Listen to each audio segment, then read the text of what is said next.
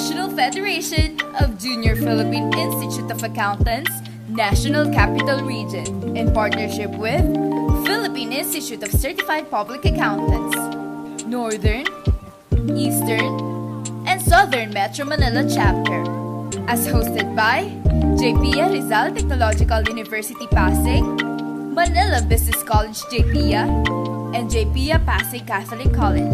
Presenting to you this podcast that will showcase the different career paths and company promotions. Be inspired with the success stories of certified public accountants nationwide. Hop in and get ready to explore the first ever podcast of 𝐕𝐴-NCR, now on its third year. Catch it on Facebook, YouTube, and Spotify.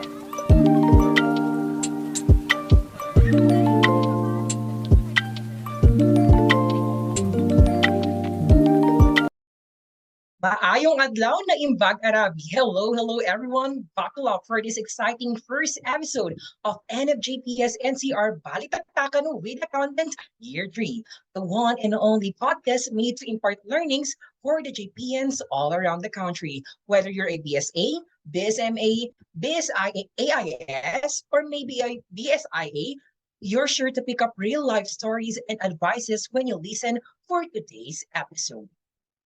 That is right, Ron, and everyone, to all of our listeners, to our YouTube, Facebook, and Spotify. Here are some trivias for all of you guys. So this podcast is a two-season podcast open to all JPNs and non-JPNs nationwide, and that highlights career path and success stories of various CPAs all over the country. Yes, guys, you heard it right. All over the country ang ating mga guest speakers for this episode.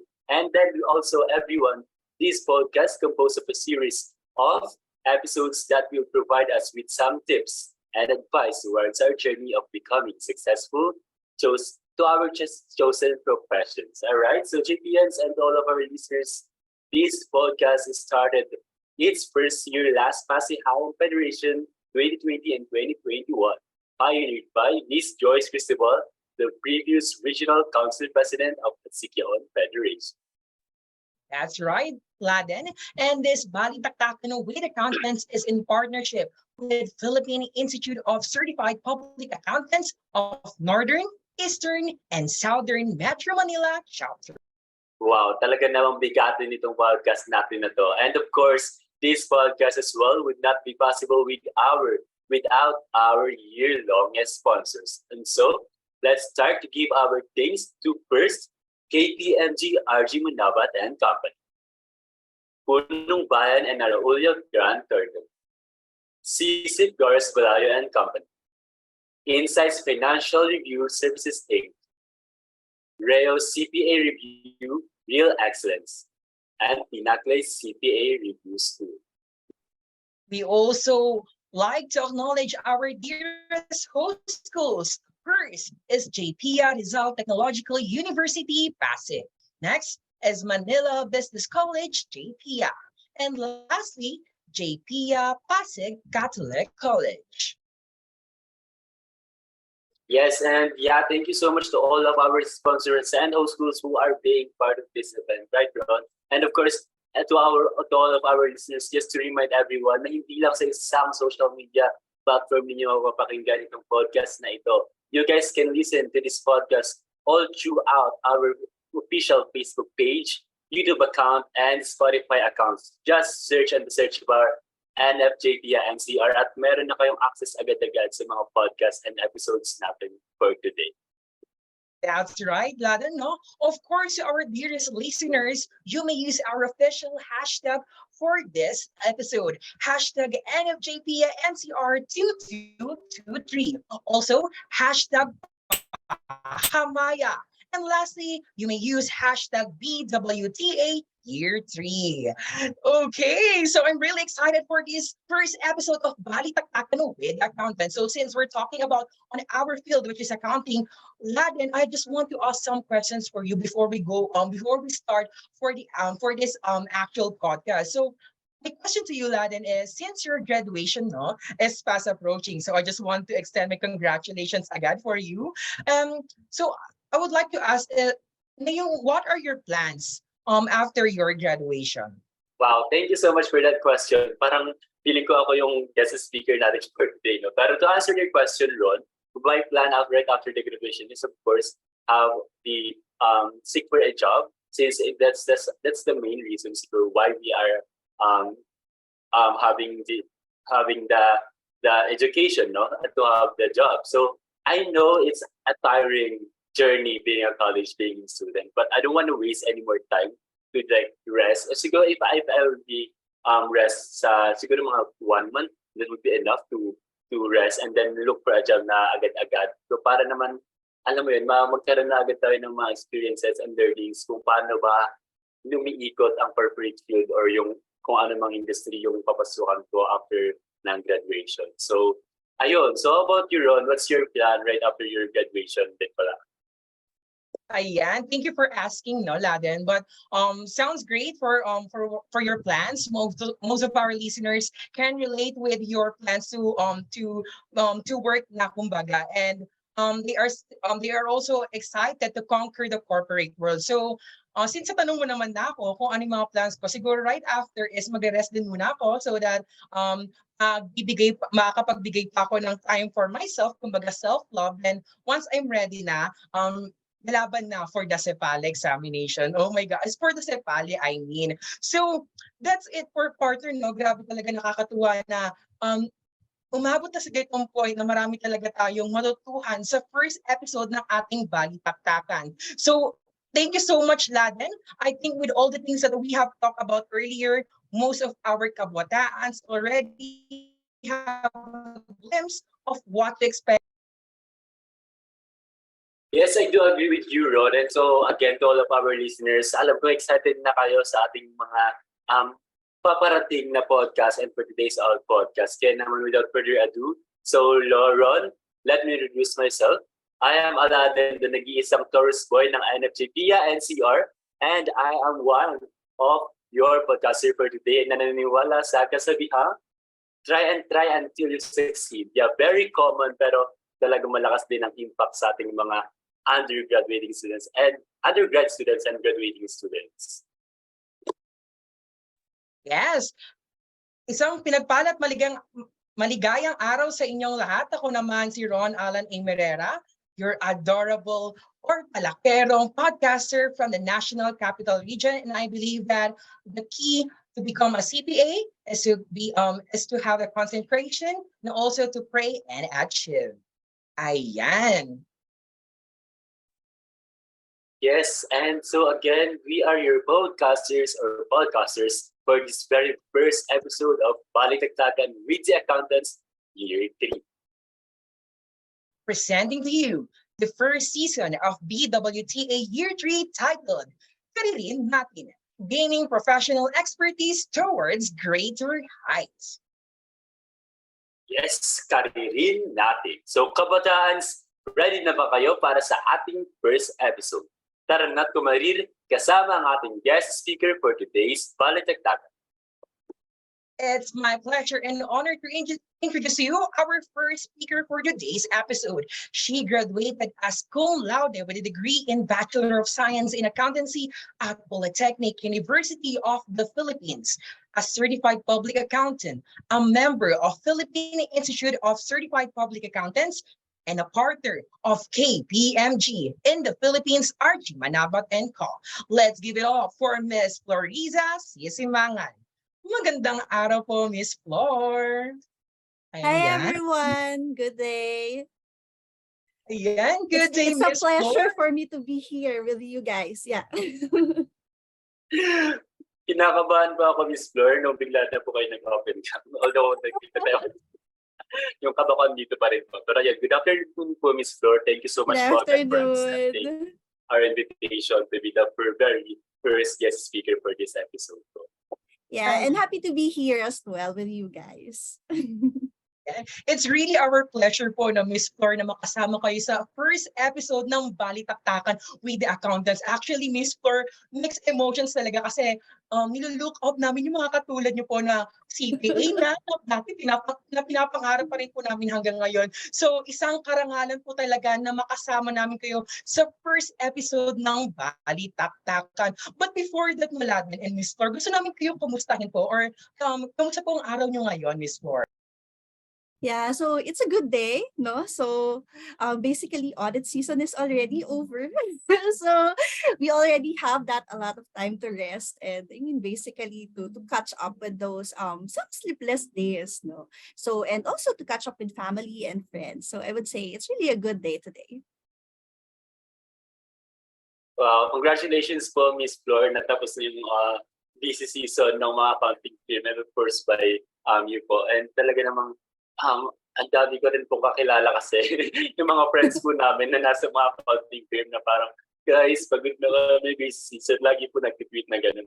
So, it was nice na ngayon. It's your time na magpahinga, mag-vacation or unwind. Yeah.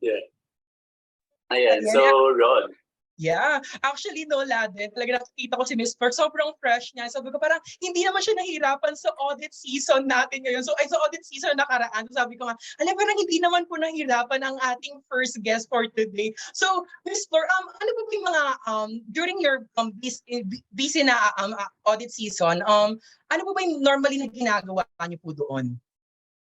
You mean what are the things that we're doing during the busy season, no? So basically, that's the peak of everything. All the engagements that we're working, so it's running concurrently at the same time. So you really need to really plan things well, manage well, like in my role as an audit partner. So I'm working with different clients, a number of clients, a number of teams. So I just need to make sure that I'm on top of everything, making sure that we'll be able to meet the deadlines committed to the clients, no? And basically making sure that your people are still doing well despite that busy days, diba? So yun. So I think by means of having some catch up with them, treating them over lunch or over dinner for you to catch up and talk anything outside work maybe, diba? No? So I think those are the things that we do apart from just doing the job. Wow, sobrang dami nga po talaga ginawa, no? But grabe, at least nalampasan na po natin ang season na yun, Miss Flor, and ayan, mukhang okay na po tayo and settled. Kasi ma'am, nandito na po kayo sa aming first episode. So with that, again, my name is Ron, Miss Flor. It's my pleasure po na makasama kayo sa ating first episode of this Balitaktakan. So, Miss Flor, may I ask if ready na po ba kayo sa mga questions na inihanda namin for you? Kinakabahan, kagaya nyo, but yes, I'm ready. Born to be ready. Ayan! Go, Laden! Pag-glimpse pa lang po pala yung first question na yon. So, yeah. Baka mamaya naisip na ni Miss Flor, hindi pa pala yun yung start. Akala ko yun yung pero yeah, it's patikim pa lang. So to all of our listeners, again, you guys can share your thoughts to all our social media accounts and yeah, hit up and listen to our podcast at 𝐸𝐴&𝐶. So for your first question, Miss Flor. Drum rolls. Ako yung kinakabahan. Okay, so short introduction of yourself and your job.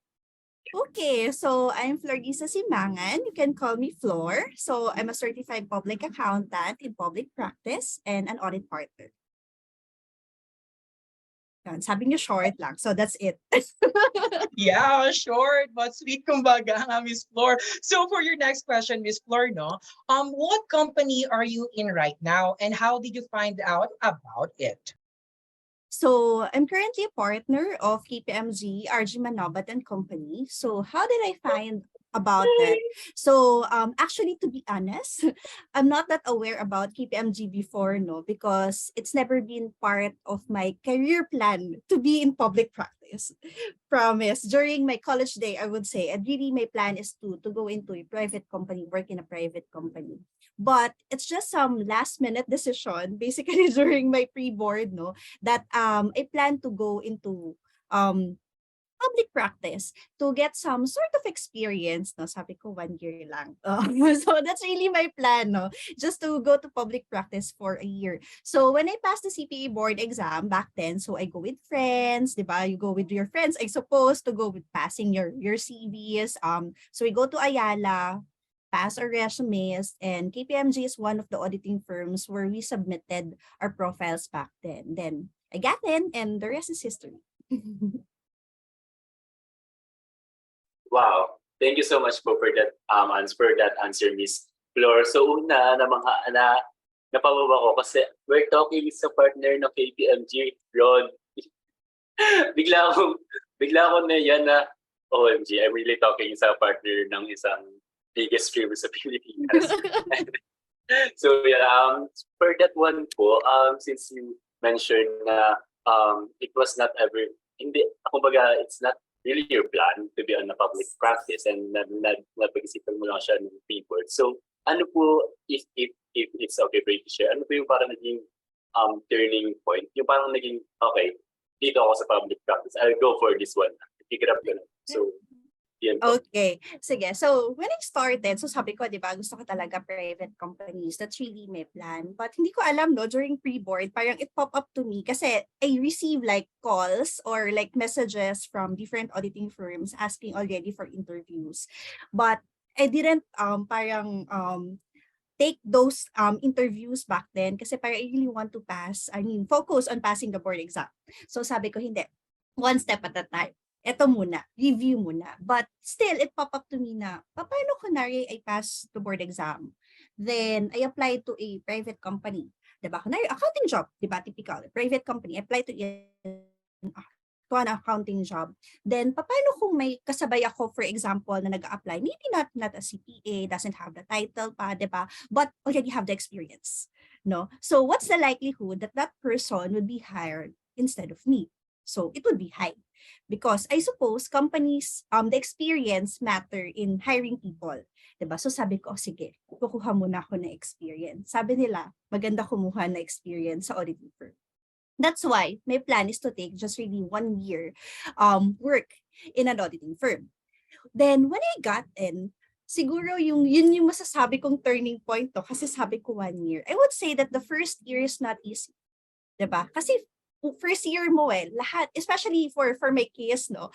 Kasi when I entered or when I joined KPMG, I'm already assigned in the financial services sector. So most of our clients are heavily regulated clients because these are financial institutions, no? And to tell you honestly, the standards that we are normally dealing with are not the typical standards that that we're taught of during college days. Like for example, like me, during my first engagement back then, I'm doing insurance companies. So, nung college, hindi ko naaalala or even nung board ata, nothing that pop up related to IFRS 4. So parang ako, everything is new and even the jargons are all new to me. So parang with that, parang inisip ko, okay, kailangan ko tong gawin. So I'm up for the challenge, no? Yon, parang ako, okay lang ako dun sa challenge. So, I really need to learn things. I really need to learn the jargons, how the industry work, how the company really works. And that's part of the learning process and that's not easy. But I would say, oo, marami kang days na syempre, you work more than the required 8 hours because you really wanted to learn, because you're hungry of that learning, diba?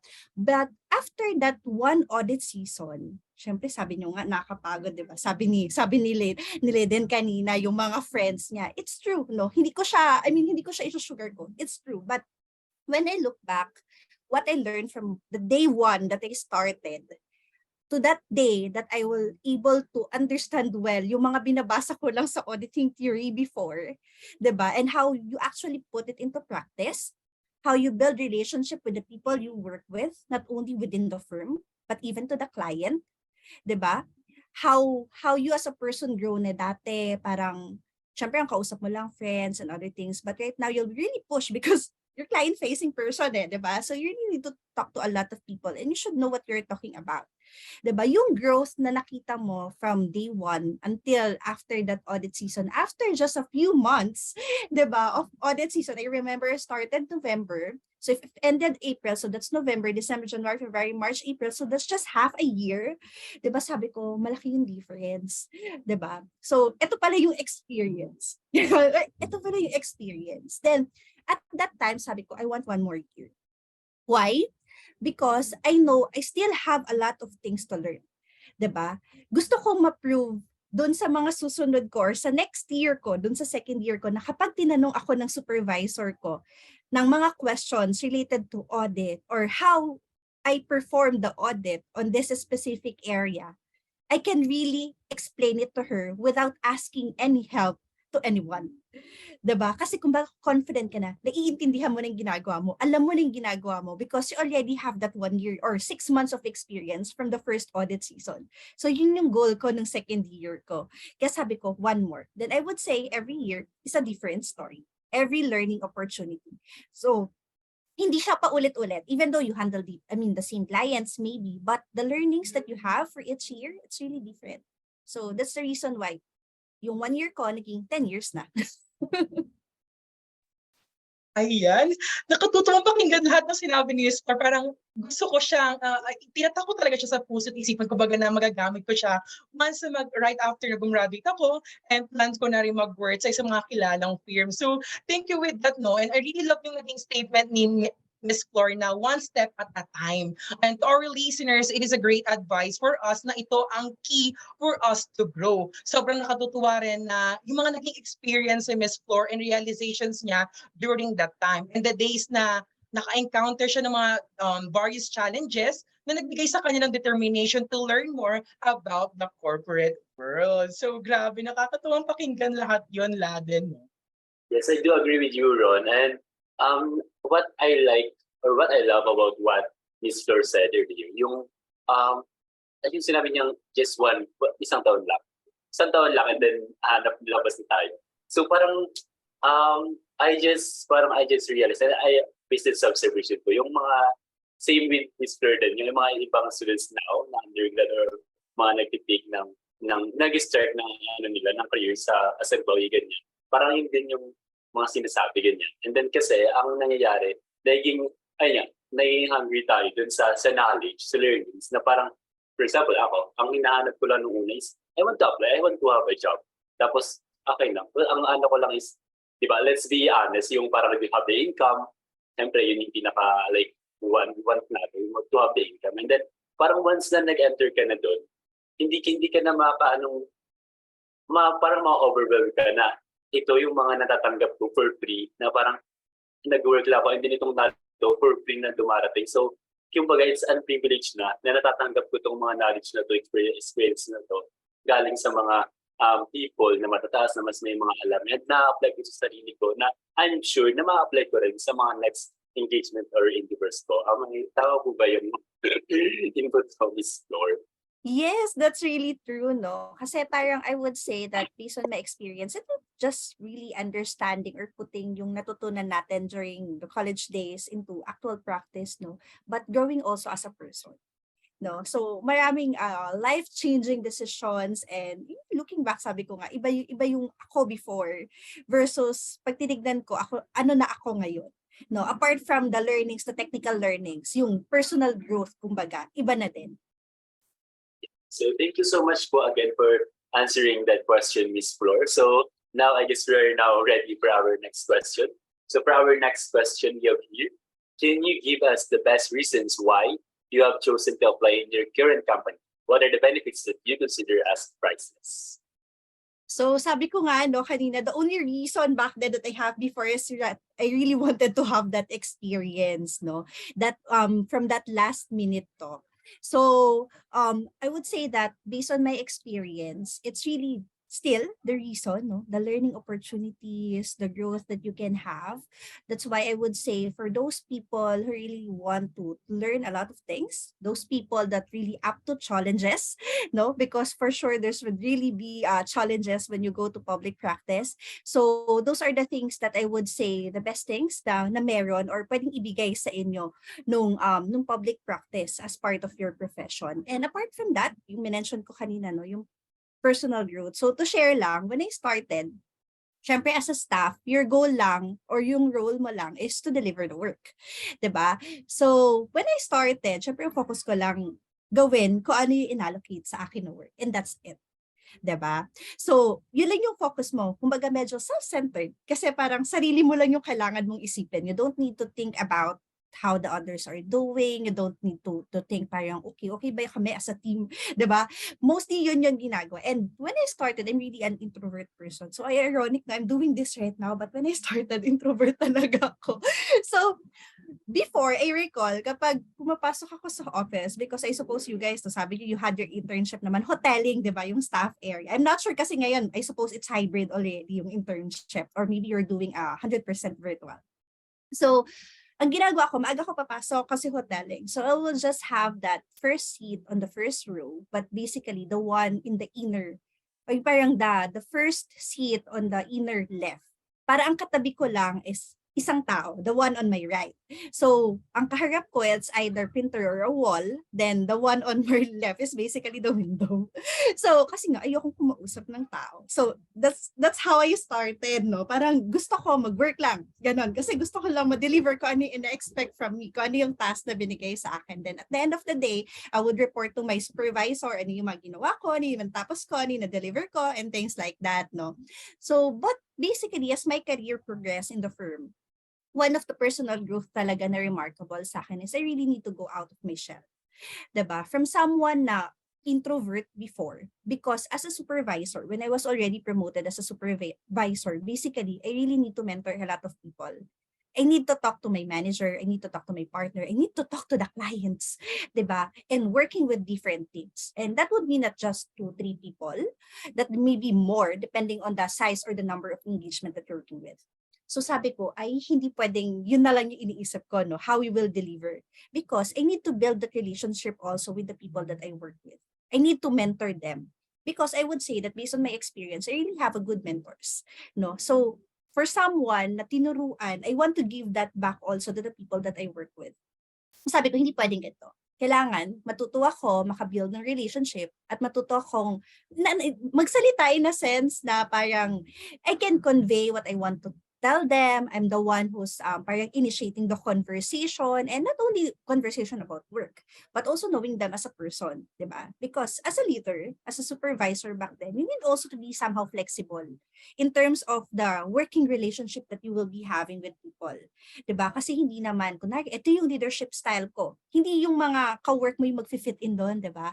I suppose you guys would understand if you work with different people, no, as part of working in CPA. So somehow you need to see, okay, this leadership style would work on this person. This might not work to the other one. 'Di ba? Even yung pagko-coach sa kanila, pagme-mentor sa kanila. So those are the things that I learned during my supervisor days, no, yung mga younger days ko, as part or being in public practice, na it's not really just about technical skills, 'di ba? Technical skills, you will have that, you will learn that throughout the years, di ba? Year on year, marami kang matututunan. But apart from that, yung mga personal skills mo, yung personal development mo is really there as well. So, yun yung mga benefits, I would say, masasabi kong makukuha nyo talaga sa public practice.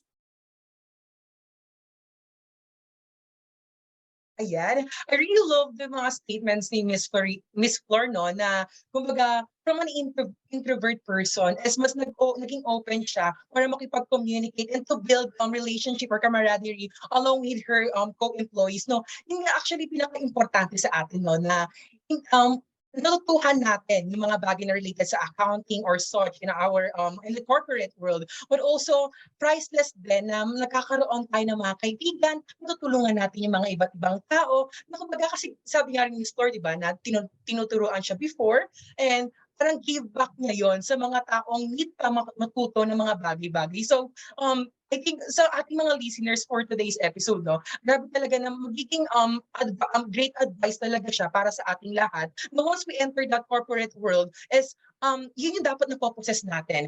And from the words na binigay ni Miss Flor, grabe talaga na importante sa atin yung, kumbaga, in a term na pakikisama.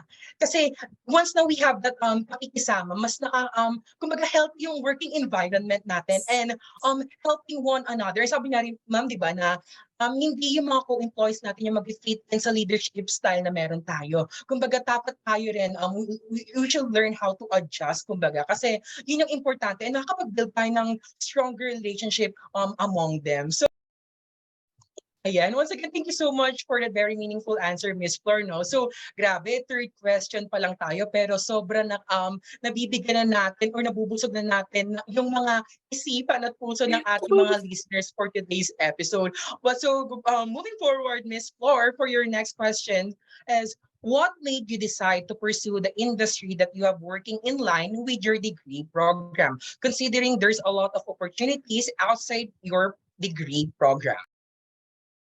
Okay, so for that question, I would still go back to the learnings, no?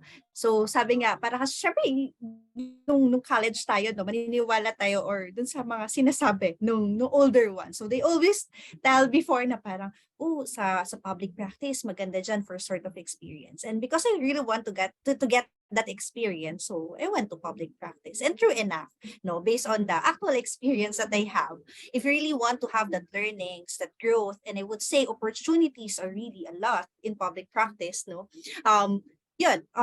that's really something that's good in there, no. So siguro apart from that, I would say, second ko lang, no, connect ko nung supervisor ako, you really need to speak, you really need to know how to handle people, to build your leadership skills, no. But as you progress or as my career progressed with the firm, like for example, when I landed already the managerial role, it's a different thing because tasks would be more of like risk management, building relationship with clients, diba? I mean, still honing your people, diba? Making sure that they understand what they're doing, they're growing as well as a professional is there, but there's really a lot more tasks in there. Now, more of like building the business, diba? And now as a partner, there's a lot of things also that I need to learn as a new partner, diba? Na kailangan kong, na hindi ko natututunan before, or I would say I started to learn when you're already on the job. So with those learnings or different learnings every year that I have, parang that's the, I would say, the driving force that keeps me stay to where I am.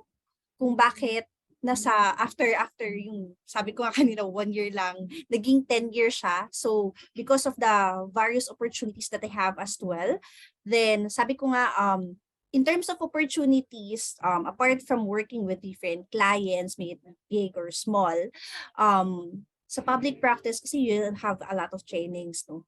So parang training is not a problem. You'll be really up to date in terms of new standards, diba? What's happening in the industry, may it be regulatory or standard related. So from experience yun, I was able to be attending, I was able to attend trainings abroad, diba? With the other KPMG colleagues, not in the Philippines, diba? We're able to improve as well kung ano yung mga technical skills na meron ako. So with the opportunities, with the growth and learnings throughout my career, I would say that's the reason why I still pursue this industry, no? But trivia lang, no, secret lang. But honestly, when I was during my high school days, no, nung mag-apply pa lang sa college, accountancy it's not really my first choice. My first choice is really into teaching. So I really want to be a teacher.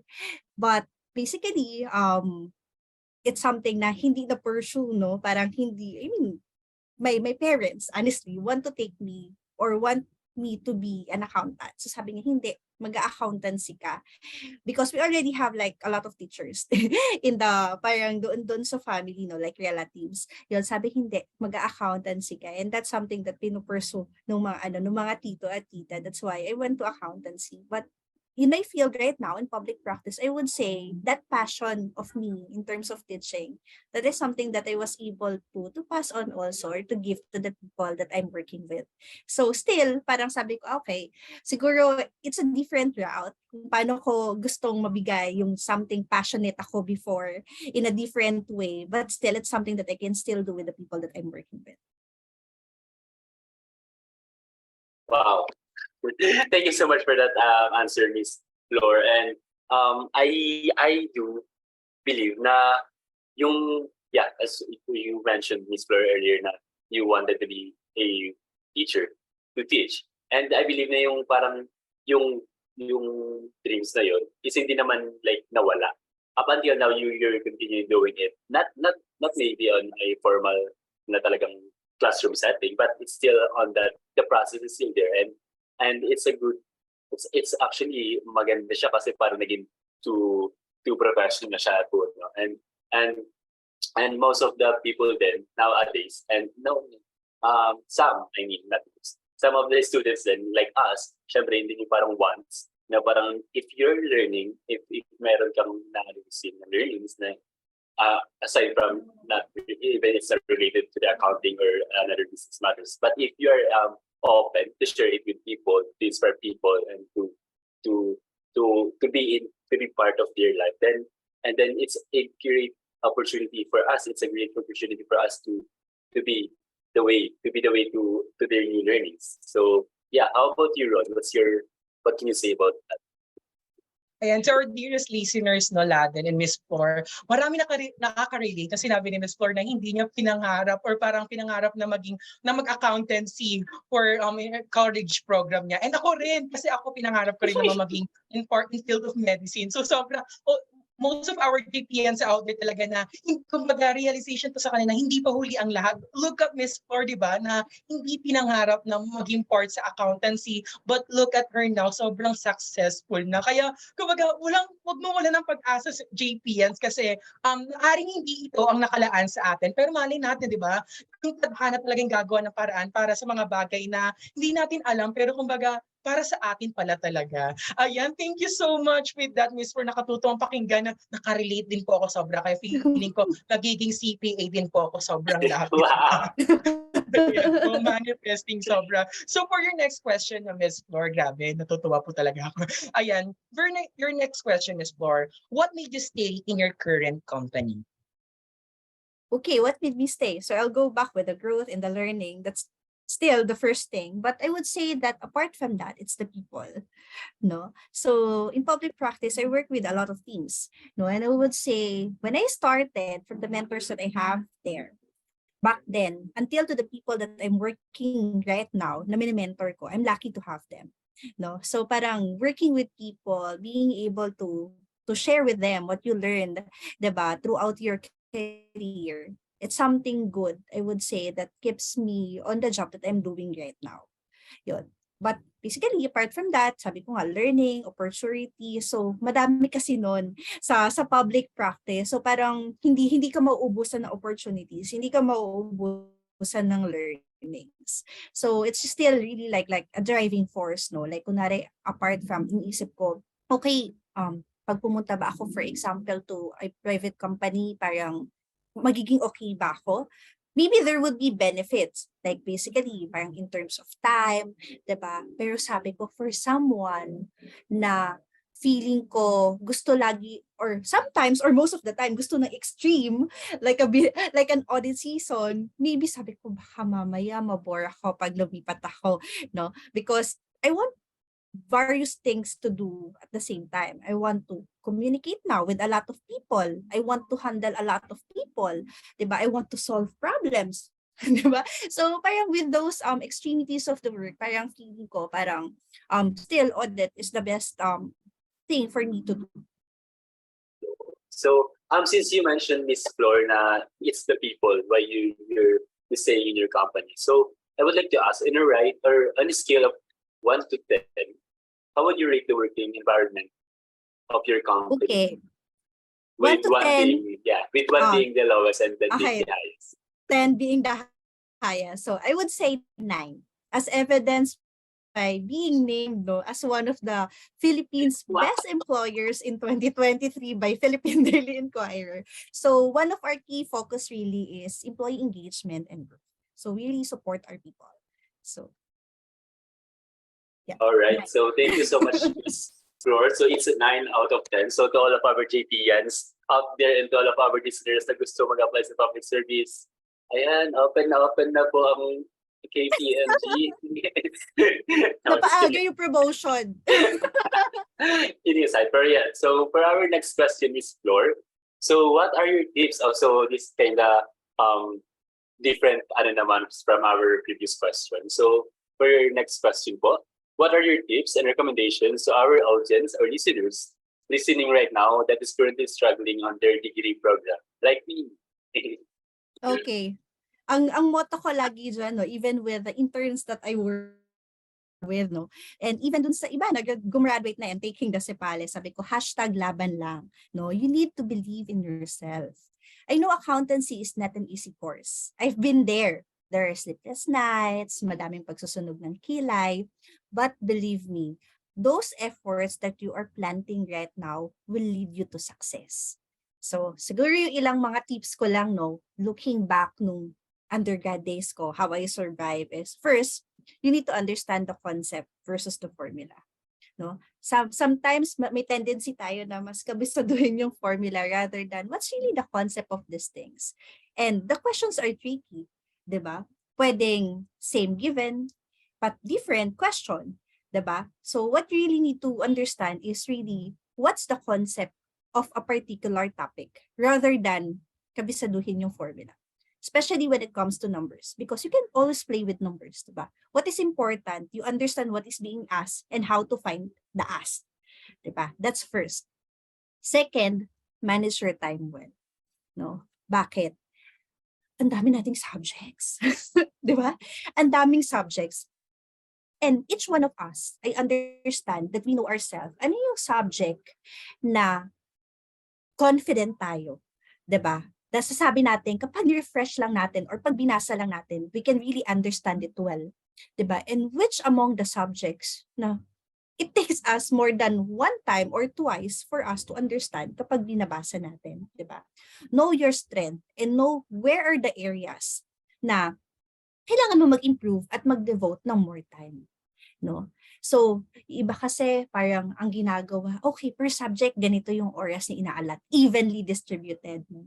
But basically, balance comes into what putting more effort on the areas na hindi ka pa ganun ka-confident at alam mong, di ba, kailangan mo mag-exert ng effort versus dun sa mga areas na kampante ka na. Diba? So for you to have that balance, because we know for us to pass, diba, we need to have a passing score in all of the subjects, diba? Rather than acing or giving like a super high score on a certain subject, tapos may maiiwan tayo. So it's like putting the balance. So assess yourself. Ano yung mga areas na ganun? And I would say that's something that worked for me during the review in the board exam. Diba? Because it's a review eh. So dun sa review, you know that you already have like the stock of knowledge. So this is for the graduating students out there na magte-take ng board exam or magte-take ng review. You already have that 4 years, 5 years of studying.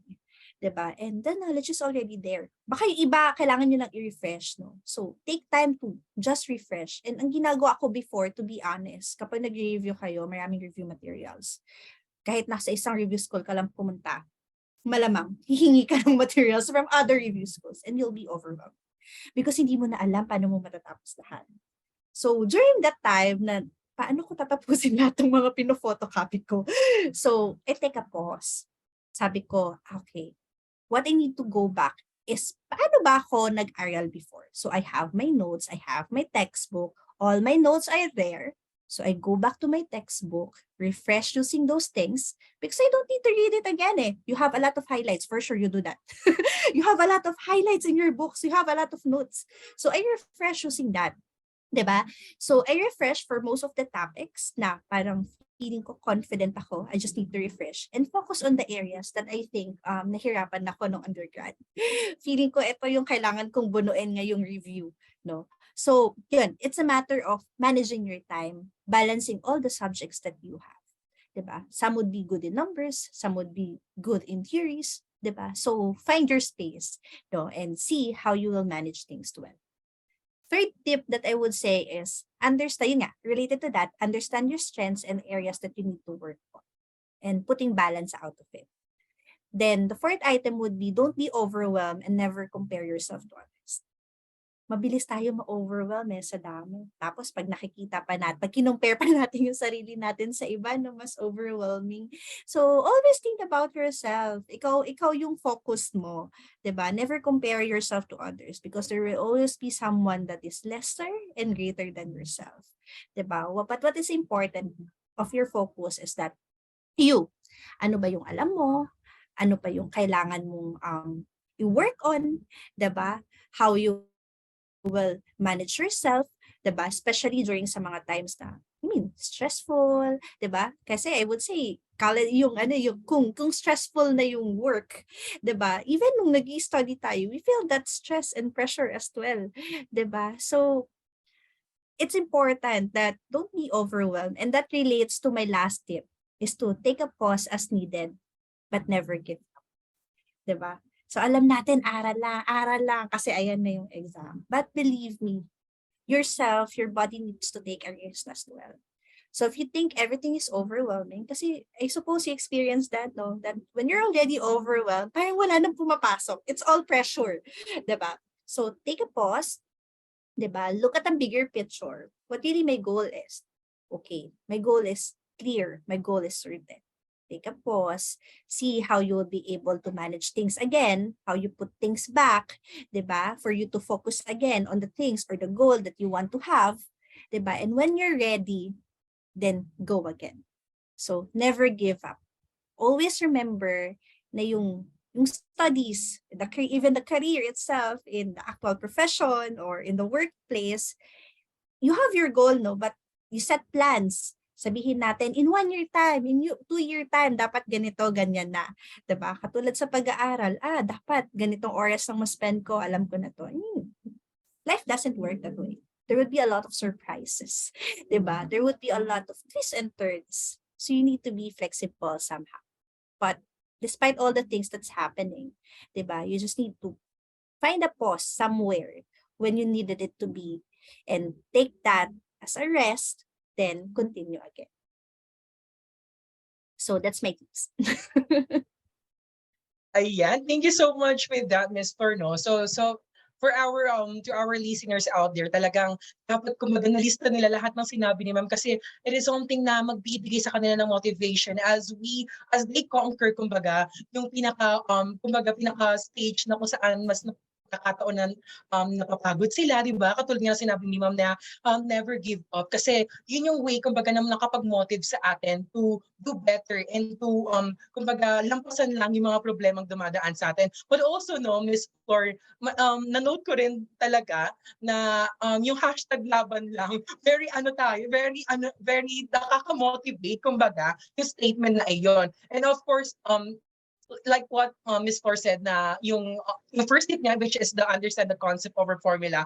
During my first year po kasi, Ms. Flor, right after po na pinapag-aralan yung isang chapter, tas na-exam na po, kumbaga, ayan, okay na po, kalimutan ko na. Parang ganun yung naging prinsipyo ko that time. Kasi parang, tapos naman na ako dito, bakit ko pa babalikan? But as time goes by talaga na importante talaga na ma-strengthen yung foundation natin. Kasi once na matibay yung foundation, kumbaga, at the latter time or kumbaga sa future is mas kaya na natin. Kumbaga, yun ang importante talaga na na-realize ko from what Ms. Flor said. And also yung time management.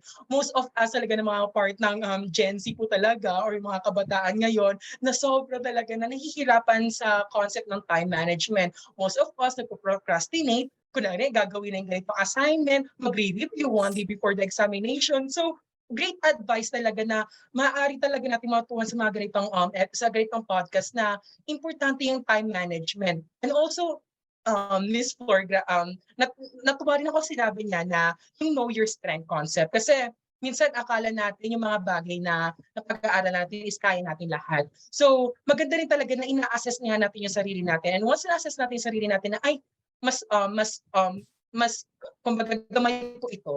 Parang kumaga ganun po, di ba? So, importante talaga na na-assess natin yung sarili natin. With that, right after natin ma-assess yung sarili natin, mas nakikilala natin kung ano yung kakayahan na meron tayo. So, thank you so much with that, Ms. Flor. How about you, Laden? For sure, mas marami po itong takeaways itong co-podcaster ko, Ms. Flor. Yeah, thank you so much, John. So, wala naman ako yung masyadong key takeaways since I just na-struck lang ko dun sa it's just a sobrang good tips from Miss Flor, no? And I would like to ask them though, since you mentioned earlier, Miss Flor, na yung parang na-overwhelm tayo and like for example, we are now reviewing and then we are enrolled sa iba't ibang review centers.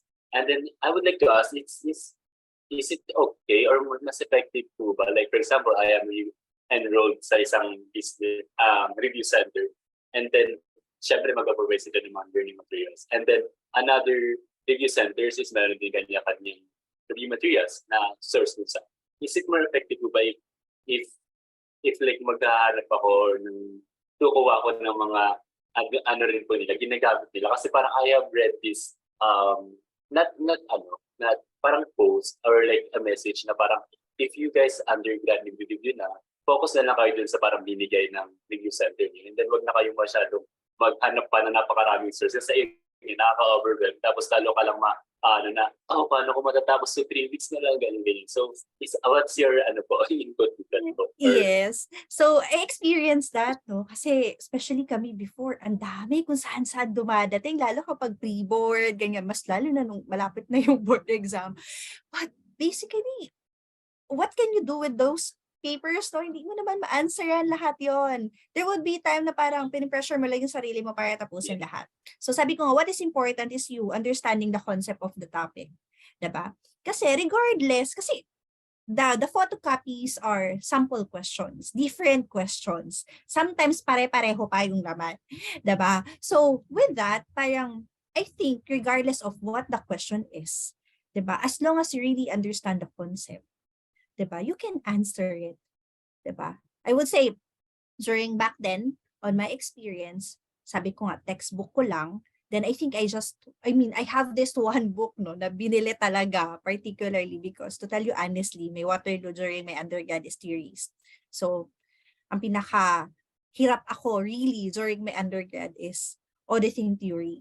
Ironic, no? Tas sa auditing firm ako ngayon. So, that's really my Waterloo. So, sabi ko talaga nung review na. Kasi review na lang yun eh. Hindi na yung time para mag-aral ka talaga, diba? It's more of to review, to refresh, diba? Because you're studying for 4 years, 5 years.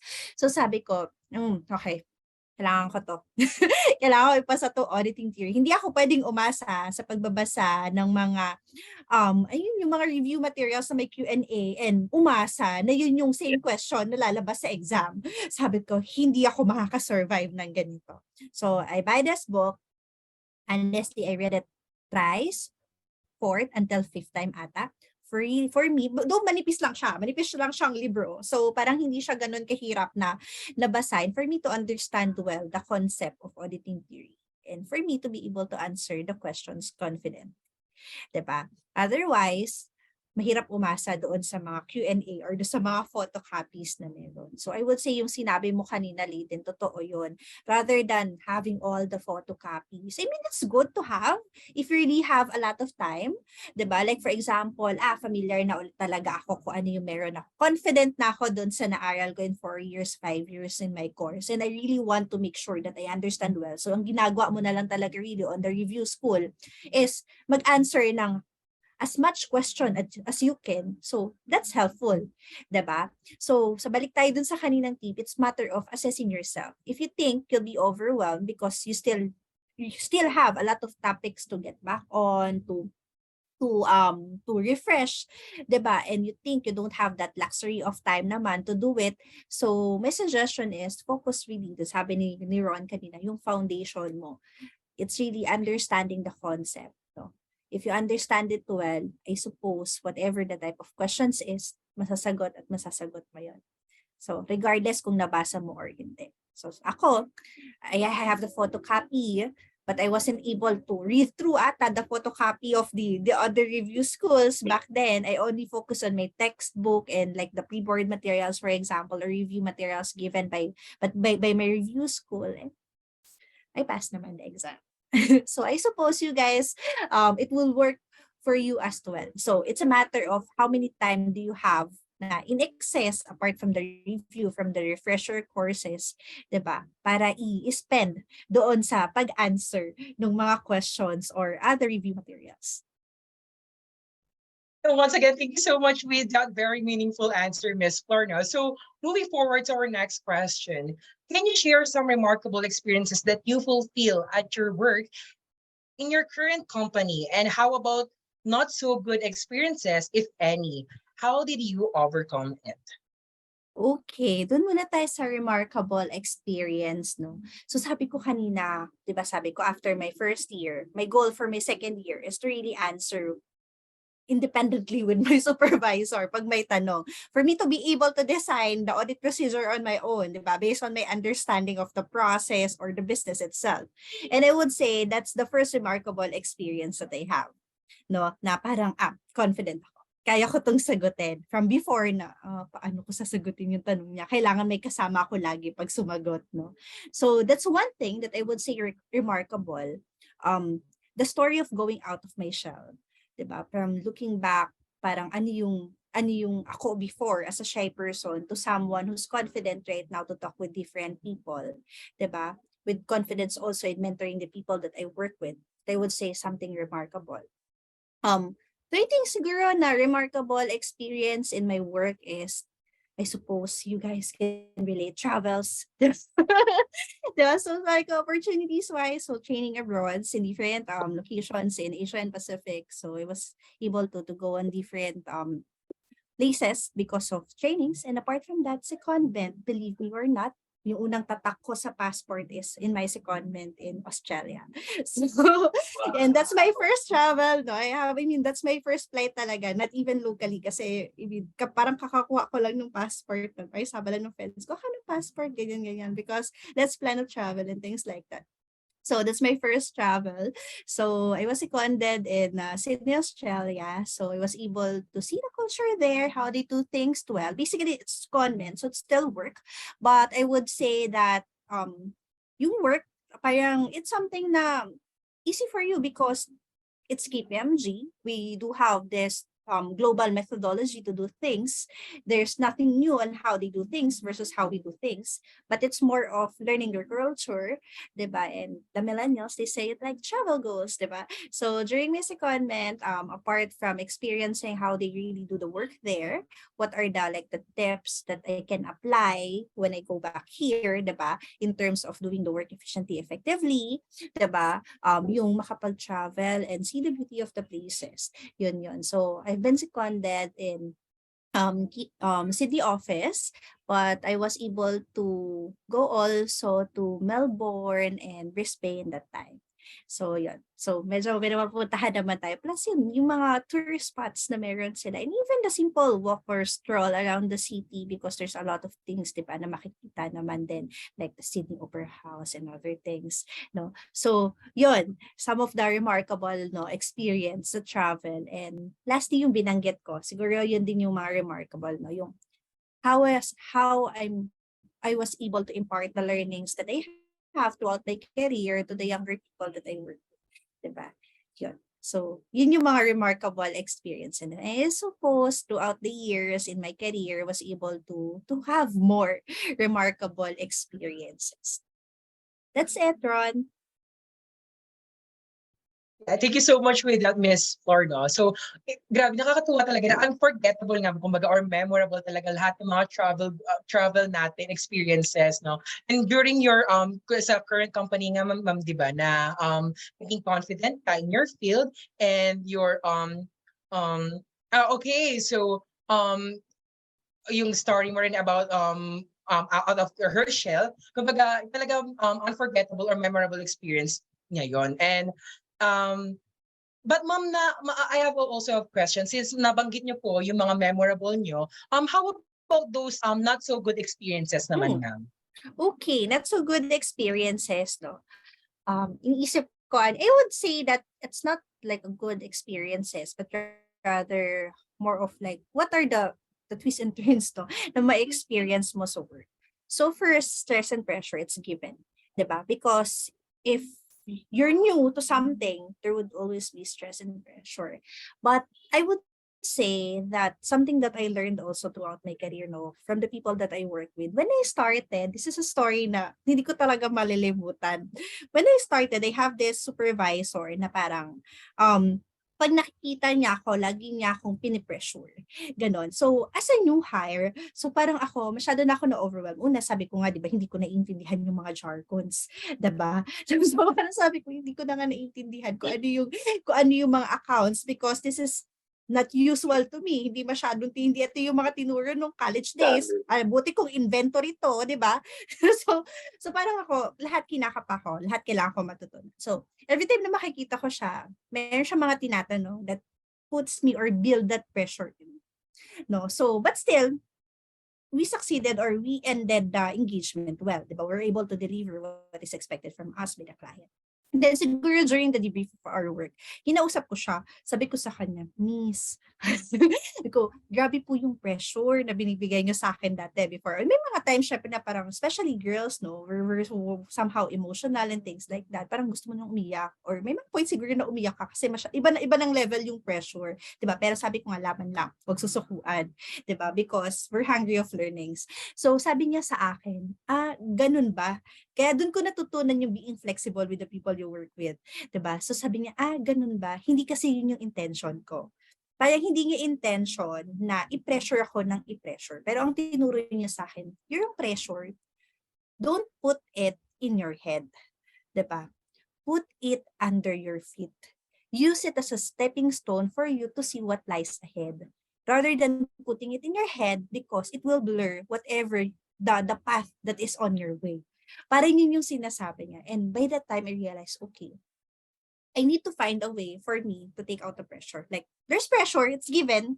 It's given in the job, not only in public practice, but I suppose in all the jobs, no? And for me to be able to make sure that I use that pressure as a fuel for me to work well, rather than for me to stop, di ba? To stuck in the work. So, nasanay akong gano'n. Then, I work with certain people na parang gusto nila mabilis lahat ng bagay, di ba? So, yung focus mo is ibang level talaga. So, I would say yun. Yun yung mga na-experience ko, no? Stress and pressure with the different people that I work with. Which I would say, I was able to be somehow flexible in terms of how will I deal with it.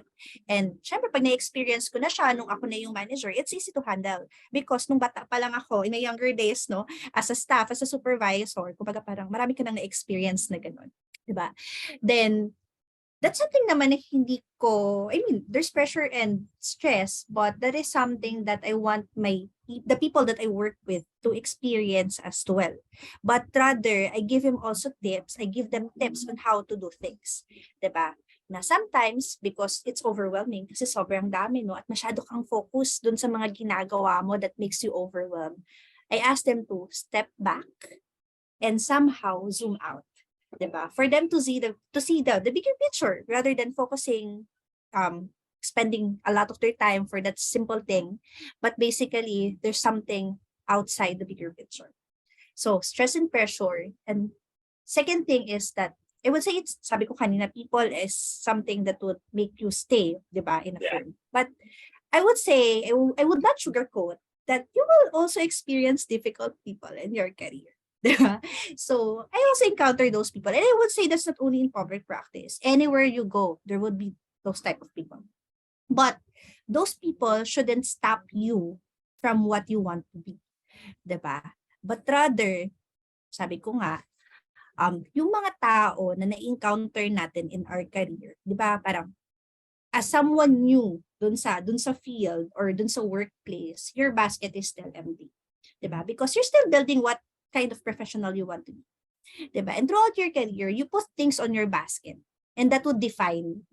Diba? So, if you encounter those type of difficult person, diba, na nakakatrabaho mo, I suppose they would add up to your career. Diba? May mga bagay din naman sila na masasabi ko, may mabibigay sa yung mabuti. Diba? So just fill your basket with good things. No? Hindi katulad nung iba sasabihin nila, eh, ganyan nga dati yung boss ko eh. So they would adopt that same, diba? That same matter. Even though before, nung sila yung nandun, sinasabi nila, ay ayoko maging ganyan, ayoko ma-experience niyan, diba? But they adopt it when they're already on that road. So don't do that, diba? You plant good seeds, diba? Put good things on your basket. Diba? So it doesn't mean that you encounter certain difficulties throughout your career. You can do that as well to the other people that you work with. Diba? Because we want them to also to emulate, diba? Kung ano yung mga good things na ginagawa mo sa kanila. And that experience, that not so good experience that maybe we encountered or encountered during my career, I use it as something na, I look at it on the bright side. Diba? Sometimes there are people na maybe won't trust you enough, diba? But basically, throughout my years, sabi ko, I want to prove to these people that I can do it. Diba? That's my goal. You always want to prove them wrong in a good way. Diba? For you to prove that you're worthy of whatever for example, whatever the task assigned to you na parang, kaya ako nilagay dito because I can do it. And you prove them na tama na nandun ka. Rather than parang putting doubts really na parang tama sila, na nag-doubt sila kung ano yung binigay nila sa yung role or task. So, yun. People, there will be different type of people in the workplace, but still stick to your goals, diba? If that's something that you're really passionate about to do, then stick with it, diba? Hindi mo naman masasabi na, you will be with each other for that long, diba? Because especially for public practice, as long as you're doing well, diba? Hindi time-bound yung progress mo, diba? And I would say that, sabi ko nga, diba? I rank our workplace as 9 because we see people who's really doing well. And basically, promotion is there if you're doing well, if you're performing well. Diba? It's not that time bound to like a number of years or whatsoever. So stress and pressure, those are the things that's normal. I would say somehow would give you chills in the public practice and sometimes the people you work with. But still, go for it. All right. So thank you so much for answering that question, Miss Flor. And I love how you take those, kumbaga, it's a negative na eh. Parang it's all your point of kung paano mo tatanggapin. Like how people treat you, kung paano tatanggapin yung pag-pressure nila. It's all about tatanggapin ko ba ito in a positive way or in a negative way. So if it's, so to all our listeners, parang you guys, what Miss Flor just said is parang ibahin or kung mag-i-flick natin kung paano din yung bagay-bagay or kung paano natin i-take or natanggapin yung mga things. Kasi it's not, it may be the one that will make you into successful one or to be, or kung natanggapin mo siya as negative, syempre it will break you. So you guys always have a choice if to take it as a positive or like in a negative way. So how about you? What can you say about it? Yes, actually, parang naging isang roller coaster ride ang naging experience ni ma'am during her, at her company, di ba? Kumaga lahat naman tayo, we have unforgettable na happiest experiences, meron din may mga pagkakataon na not so good experiences. But also looking at the shoe naman ng mga ating mga listeners, especially to our JPAns, na meron na talagang inherent na pressure sa atin. Once we enter the institution, normally talaga na nakala natin na yung pressure na nafe-feel na natin ngayon ay mas nabibigyang emphasis pa once we enter the corporate world. So akin naman talaga na-realize ko from what Ms. Flor said na yung don't put it in your head, put it under your feet. Kumbaga, katulad natin mga college student, minsan nafe-feel natin na nape-pressure ako, feeling ko hindi ko kaya. So, feeling ko dapat nag-give up na lang ako. Sana nag-shift na lang ako ng course. Maraming katulad na mga JPAns out there na nasasabi ito. Yung mga iba na parang nawawala ng pag-asa kasi we can deny the fact na hindi efficient or effective yung turo sa kanila or may mga point in time talaga na hindi maganda. Mga, or kumbaga hindi talaga na may mga times na grabe yung obstacles na pinagdadaanan nila. So sa sinabi talaga ni Ms. Flor na if nilagay natin yung pressure na, if ginamit natin yung pressure as a negative, di ba? Hindi siya magbibigay sa atin ng motivation to to drive yung pinaka goals natin in life. So put it as a positive na aspect na ay nabe-pressure ako, so kailangan mas galingan ko pa. Yun yung pinaka natutuhan ko kay Miss Flores. And for our JPNs out there and to all of our listeners na kailangan mas bigyan natin ng pansin na kahit anumang mga obstacles na pagdaanan natin, lagi natatandaan natin there's a reason for that. Diba? Yun talaga yung pinaka natutuhan ko kay Miss Flor. Grabe. For that question, Miss Flor, no, sobrang daming natutuhan natin agad ng mga listeners natin. So yan, for your next question, Miss Flor. So Miss Flor, gusto mo na hingang malalim muna tayo, no? Grabe kasi yung mga learnings na natutuhan natin for this episode and sobrang bongga talaga ng mga binibigay na advices ng ating first speaker. So to our listeners out there, do not forget to use our official hashtag para mas ma-reach natin yung trend at mas mabigyan pa natin ng mga advices, yung mga lahat ng GPNs out there na nakikinig sa atin. Ayan. So Ms. Flor, for your next question, if you were given a chance to discuss your current job and persuade our listeners, would you take the opportunity to convince them to explore and experience the best things in your current company? If yes, then why? So basically, it's a yes, no? Because there's a lot of opportunities, no? Not only in KPMG, but even in external audit as a whole. So if you want to really, you're up for challenges, you really want to learn a lot of things because of the opportunities that's there in public practice. So why not give it a shot? So thank you so much for that, Miss Flor. So additional to that question po, as a professional, how did your company help you grow holistically? Okay. So Kenny, so yung una siguro doon yung from being shy to an introvert, no, which is that's the first I say improvement or growth that external audit or public practice helped me with. Second is being flexible, 'di ba? Not only flexible in my plans, sabi ko 1 year lang, but yes, because of those changes in what I learned, what I already experienced, 'di ba? Plans do change. So being flexible in terms of your plans, being flexible in terms of working with different people, gaya nung sinabi ko kanina. And always, this is something na I want to leave it to you as well, no? Because this is something that I instill also with the people that I work with.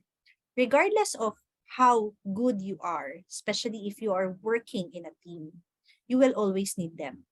No, especially for us, we're working in an engagement team. No, so kahit na gaano ka kagaling, like kunwari as a staff, as a supervisor, as a manager, even as a partner, you will always need your team because you won't be able to manage to do everything on your own.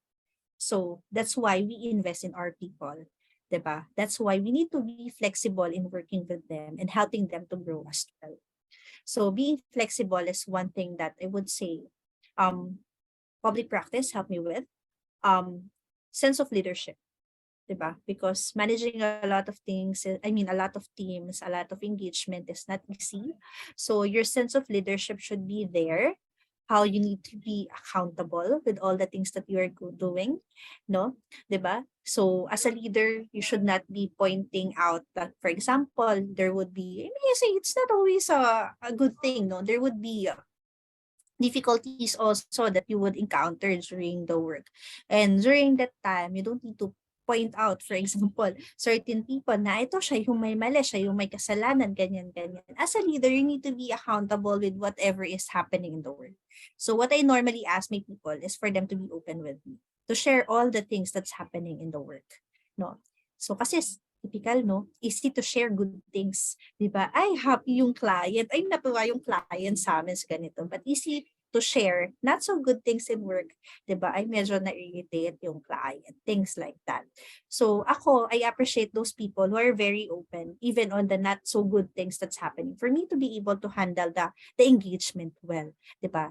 Rather than keeping it under whatsoever, no. So I really encourage like open discussions with the people that I work with. So laging ganon na parang I really want to be on top of everything. So that sense of leadership. Then siguro lastly, no, it's really grace under pressure. No, so pressure is all over. Pressure is everywhere, but you really need to keep your focus on the goal, what's in there, and to think of certain things, how they do it. I also encountered this, no, I have this, I think she's a manager back then on the last email that I received from her before she resigned or to move to a new company. So sabi niya sa akin, you're someone that grace under pressure, no? Parang with all the chaos happening around, you stick to the goals, no? Kasi parang yung perspective ko is, coming from what Liden mentioned kanina, no, it's a matter of perspective. 'Di ba? If papakain ka sa lahat ng bagay na nangyayari sa'yo, you cannot think clearly. What you need to understand is, what are the things that you can control of? And what are the things that you don't have any control of? 'Di ba? Kasi if you focus on both things, and malamang magduduel ka dun sa, bakit ganito yung nangyari? Bakit ganito yung nangyari? Dun sa mga bagay na out of your control, 'di ba? Nothing would happen. Diba? So, look at the things that you can do, focus on the things that you can really do, how to do it, diba? And work on it. Rather than focusing on external factors that really didn't have control. So, it's a matter of perspective, and that would be really grace under pressure. That's it, Layden and Ron. All right. Thank you so much for answering that second from the last question, Miss Flor. And guys, I hope na mention nyo or na-take notes nyo sa ating mga listeners na na-take note nyo yung mga reasons na or yung mga na nakuha ni Miss Flor from the company, which is the KTMP. So we have here from being shy, nagkaroon ng confidence ni Miss Flor. Diba, look, he's now a partner of KTMP.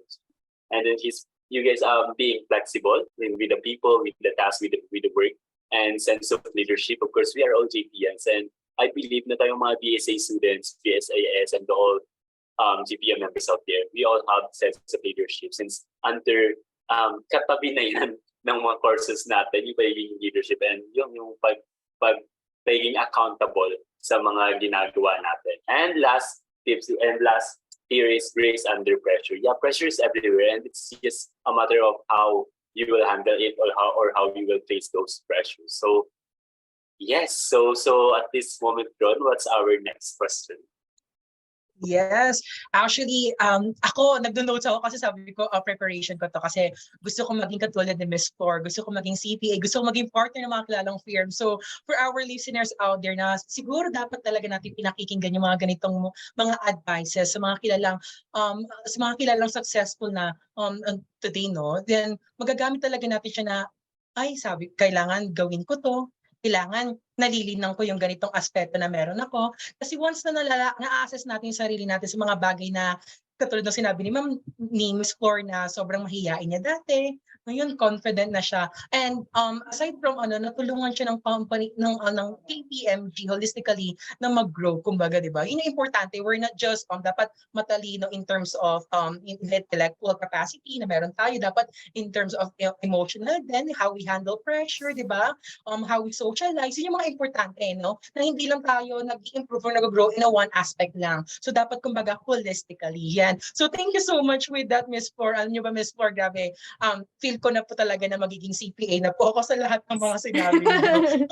Claim it! Talaga ayan, Miss Flor. So with that, for your last question, can you tell us some important or major lessons that you think are beneficial to our dearest listeners? Okay, so I'll just put it simply this way, no? Wherever path of the accounting profession you want to be, always remember that your career is a marathon, not a sprint. Everything takes time. Look at how you progress each day, in a week, in a month, or even in a year. It is the learning that you've got along the way that's important, and how fast you get there, and not how fast you get there. So, yun yung may iwan ko. Kasi sometimes people are so gigil, no? Masyado tayong gigil na dapat time-bound lahat, na dapat ganito kabilis, dapat ganito agad. So, we forget to enjoy things. We forget to enjoy the learnings that's in there, di ba? Throughout those time. So, take it slowly, take your time, enjoy. Yes, sobrang madali. Take it slowly. Take your time, and enjoy. So listeners, I hope na take down nyo yung mga sinabi ng ating guest speaker na si Miss Flor. And just, I would like to share po, Miss Flor. But pag nakikinig po ako ng podcast, ang ginagawa ko usually, edi, for example, nag-hugas ng plato or nagtitiklop ng damit, edi naka-airpods po ako yung nakikinig ng podcast. Tatawa mag-isa or kung ano. Usually, pagka nasa science ako magsulat, tinitake note ko yung parang mga quotation na nare-receive ko from the small classroom. So, ayun, I think for today, ang dami kong i-take notes pagka pinakinggan ko natin. Especially yung itong last na sinabi niyo po, since sobrang parang na-struck yung puso natin. And at the same time, begging yung eagerness natin is lalong namubuhay to be a successful professional as well, same as so. All right, so to all of our JPNs and listeners, we have just ended our 13 questions or 12 questions or kung ilang questions yan. Yeah, and we are very much thank you for all of you guys for listening up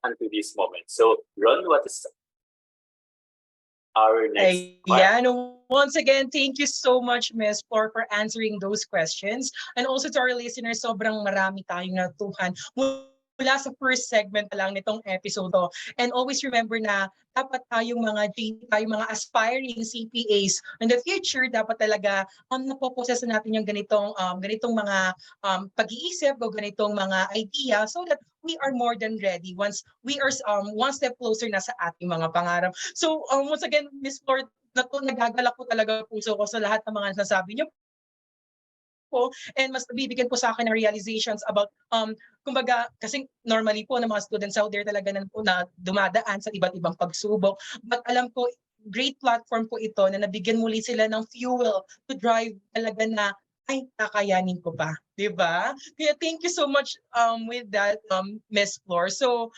ayan, Laden, would you not mind introducing the newest segment for this year's Balitaktakan with the account? All right, JB, and to all of our listeners out there, so at this moment we will be having another segment of PWT. So I hope Miss Flor is ready now for this one. And yes, so kinabahan lalo. So here's the catch, Miss Flor. To sum it all up, we have prepared something for you, and in this segment we will be calling it PWTA, the fast dog. So for the mechanics, I hope you guys are all aware naman na ng fast dog natin. So but here's the mechanics.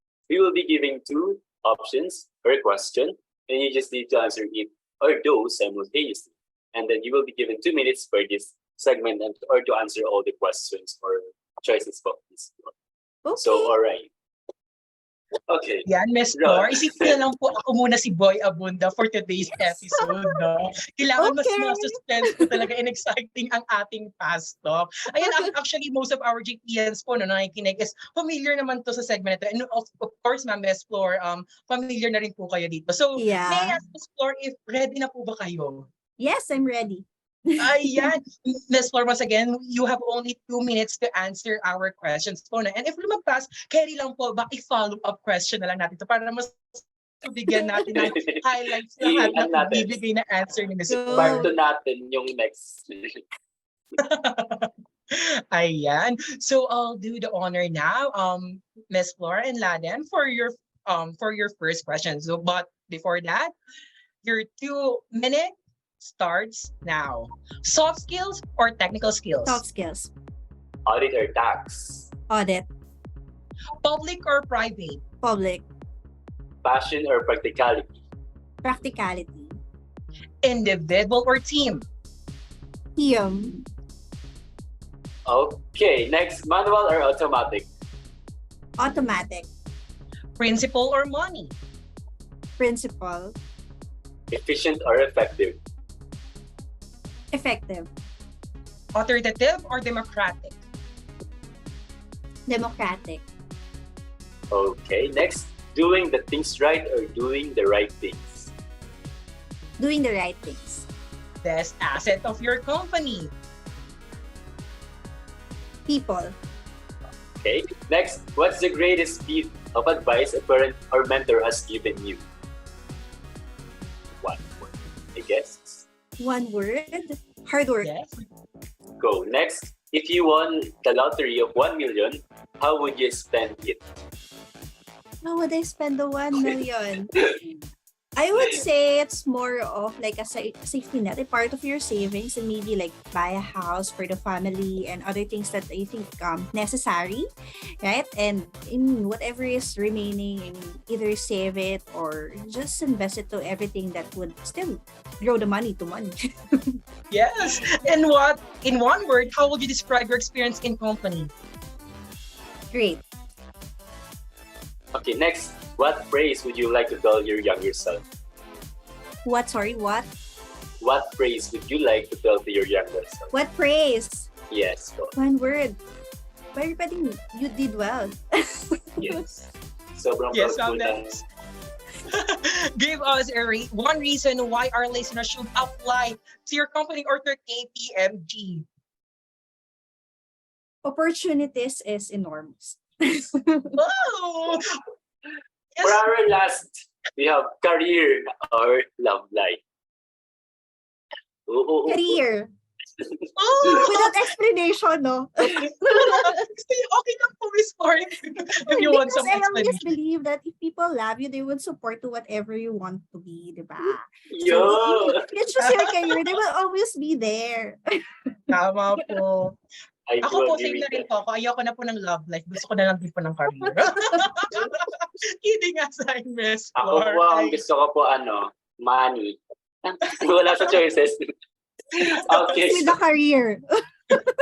that would be all. So thank you so much, Miss Flor, for answering those questions. And thank you so much for accepting our challenge to do the fast talk with you, Miss Flor. And we had so much fun for today or for this afternoon, and we had so many lessons now in our mind, and it was a great episode for the day, Miss Flor. Yeah, Ayan. me too. I enjoy the talk, the conversation, the fast.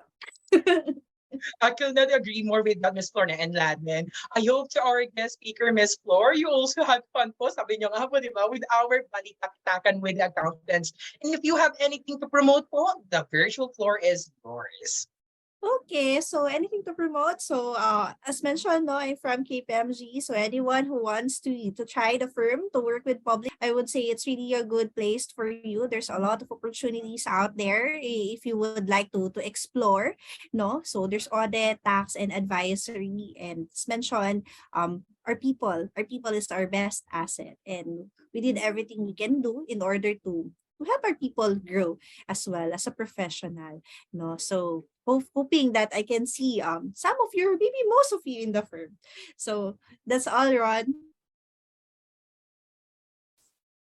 Thank you so much with that, Miss Flor. How about you, Laden? Thank you so much, Miss Flor, for the final message. So to all of our listeners, I hope you guys learned something for this episode, and I'm pretty sure na marami kayong I'm so much sure naman na marami kayong natutunan, but I hope yung mga natutunan nyo is not just kumbaga fortunate. I hope you guys have that up until your career hanggang sa pag-working. And I'm pretty sure na lahat man ng, if you guys are undergrad or taking the PSA course, good luck, and yes, that would be all. So yes, once again, thank you so much, Miss Flor.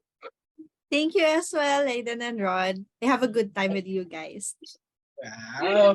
But before that, Miss Flor, before we proceed to our we just want to ask if you have any final advices, messages, our JPNs out there to our listeners na mas magbibigay pa po sa kanila ng motivation to pursue their dreams in life. Ayan po. Go, Miss Flor. Okay, a final advice. I would just say that tiwala lang sa sarili, guys. So sabi ko kayo kanina, #laban lang. Naniniwala akong kaya nyo yan with all the years of preparation, diba, that you have, with all the hard work that you've been already with that.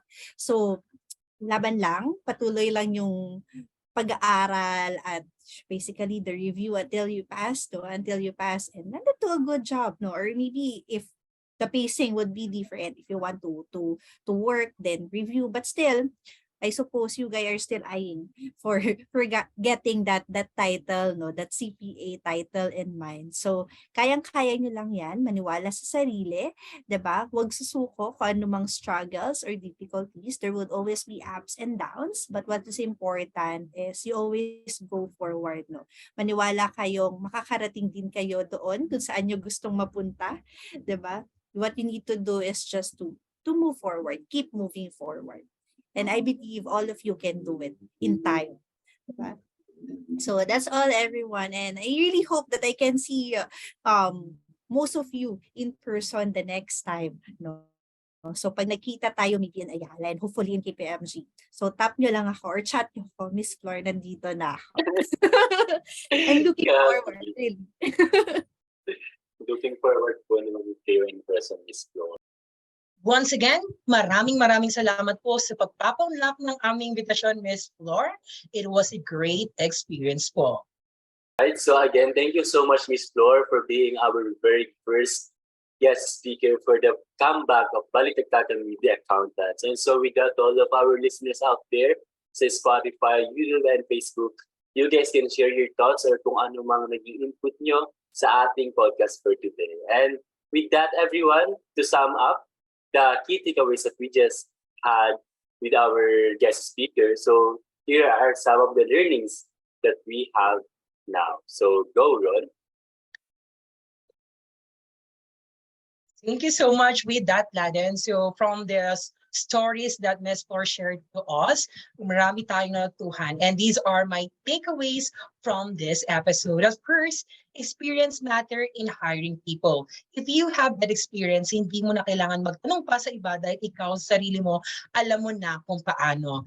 And of course, every year is a different story. Sa bawat yugto ng ating buhay, marami tayong ma-encounter na masasayang bagay o mga problemang magbibigay sa atin ng mga learnings. Next is really need to go out of the shell. Yun ang pinaka-importante. Minsan natatakot tayo sa mga bagay na dapat nating sinusubukan. But the important is, yung katulad na sinabi ni Ms. Flor, that from being an introvert person, now, she is now a good speaker and because of the mentors na nagtuturo sa kanya. Also, aside from intellectual skills na meron si Ms. Flor, important din na ma-inherit natin or bumbaga ma-possess natin yung mga technical skills.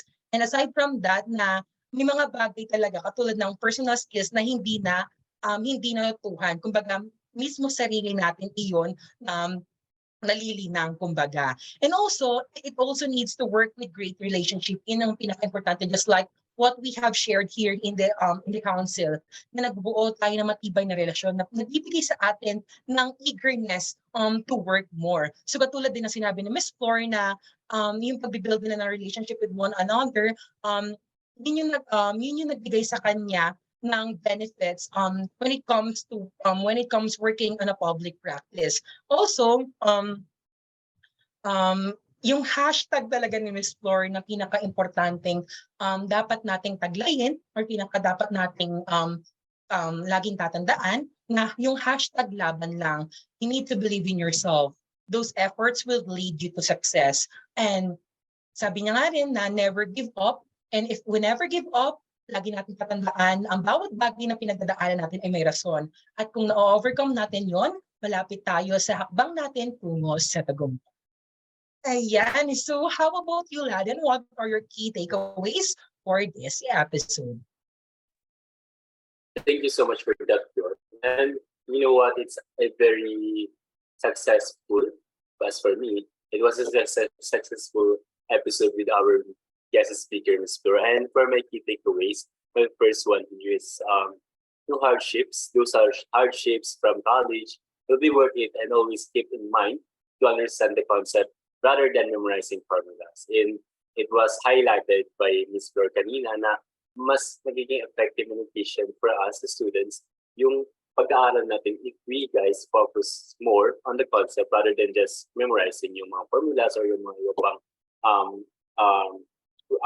pang mga formulas na meron tayo sa mga subjects na. And then another key takeaways that I have is take time to refresh. Yes, there's a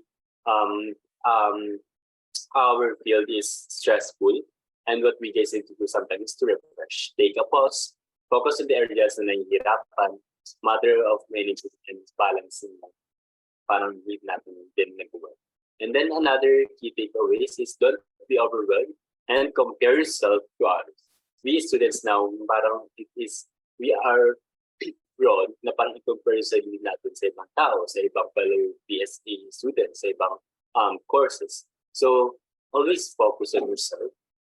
There will be someone, always remember na there will always be someone na lesser and greater than you. And then another here is don't put pressure on your head. Put it under your feet. You use it as a stepping stone and as a fuel to work rather than to stop. So another, public practice helps this build a sense of leadership, and I really love this takeaway. Take it slow.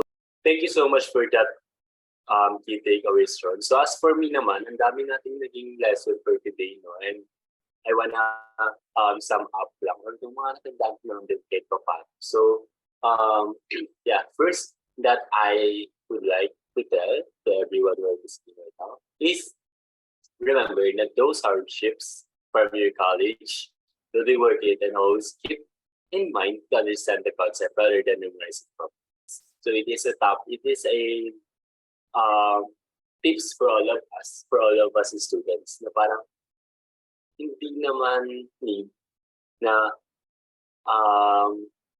ma-memorize mo lahat. Yeah, it's needed, pero focus more sa concept kung paano ba na-formulate yung formula and sa mismong concept ng formula. And then next, take time to refresh. Take a pause, focus on the areas na nahihirapan ka, and always manage your time and yourself. It's more on self-management din kasi. So it's always remember na yung decision mo to sleep or to review, can make you or break you later on. So yeah. Next naman, don't be overwhelmed and don't compare yourself to others. There will be always someone that is lesser and greater than you. And then another will be a lot of twists and turns. You need to learn somehow to be flexible. Being flexible in terms of work, ACADS, personal, and all of the ganaps na nangyay sa life natin. We should not, or if we guys dwell sa mga bagay na nangyayari sa buwan natin, let's make it, kumbaga, mag-dwell tayo siguro at ganyan. Pero huwag tayo mag-dwell for a long time. For example, may nangyaring something sa life natin, tapos mag-dwell na tayo din na parang hirap na tayo maka-move on. Well, it's valid to ginagan feeling mo, pero that's siguro, it's more effective if you guys focuses more on things that matters then, though you may not have others. Next, don't put pressure on your head. Put it under your feet. Use it as a stepping stone, a fuel to work well rather than stop. Another here, public practice helps build a sense of leadership. And last, take it slowly. Life. Take your life slowly. Take your time and enjoy your life. I guess that would be all for me, Ron. So again, thank you so much to all of our listeners, and I hope you guys learned something for today.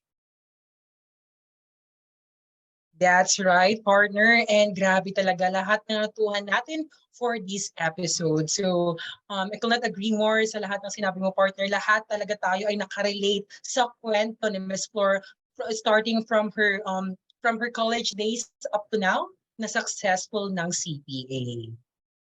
That is right, Ron. And I think we're already on the end part of this episode. So to all of our listeners out there and all of the JPAns out there, first episode pa lang ito ng ating podcast, but we already learned and gained a lot of insight. So tune in lang sa mga susunod pa episode kasi marami pa tayo magiging guest speaker na talaga namang magkakaroon ng impact sa life. And so with that, I actually have a lot of questions pa ron sa ating guest speaker, pero due to some time constraints, so I think we can save those questions if ever magkaroon pa ng part 2 itong episode na to. So with that, everyone, Ka-BWTA-ans, as much as we want to be with you, to talk with you, to make kwento with you, I think it's now to bid our goodbyes and wrap up this episode. Yes, Lan, and actually, I don't want to say goodbyes to our dearest listener, but take note na maraming episode pa ang darating at maniniwala kaming mas marami pa kayong matutuhan. And with that, let's save all of that sa susunod nating mga baliktakan. And for now, kabwataan, we hope you had a great time tuning with us and walang bababa sa ating bus dahil mahaba pa ang ating biyahe. And we have prepared a lot of stops for you. That is right. Having said that, Ka-BWTA-ans, see you on our next Balitaktakan. Again, this is the Balitaktakan with the Accountants Year 3 brought to you by �NFJPA and CR. I am Aladdin M. Toriano from Non-Academics Department of �NFJPA and CR. I'm Ron Alan A. Mirera of �NFJPA and CR, and we are your podcasters for today's episode. Now signing off. Balitaktakan with the Accountants Year 3.